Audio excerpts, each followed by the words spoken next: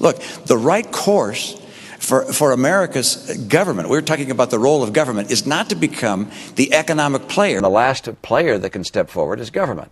And that's why we're going to have our government take action to stimulate the economy. I think it's frankly not moral for my generation to keep spending massively more than we take in. On the spending front, though, we're also going to have to spend more. I hate doing that as a conservative, but I think we ought to spend more. Regulation is essential.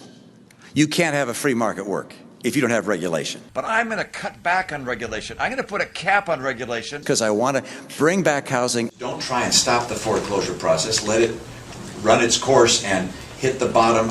Cut taxes for the rich. That's not what I'm going to do. We're going to cut taxes on everyone across the country by 20%, including the top 1%. And the key to great schools, great teachers. More teachers. Did he not get the message of Wisconsin? The American people did. It's time for us to cut back on government. In fact, I do have a plan that deals with people with pre-existing conditions. That's part of my health care plan. You've got to get insurance when you're well, and then if you get ill, then you're going to be covered. And we have to have a president who can reach across the aisle and fashion important legislation with the input from both parties. Time and again, I vetoed measure after measure. As president, I will sit down on day one. I'll sit down with leaders, the Democratic leaders, as well as Republican leaders. If I were president, day one, I will take action to repeal Obamacare. I figured out from day one I had to get along, and I had to work across the aisle to get anything done. I was a severely conservative Republican governor.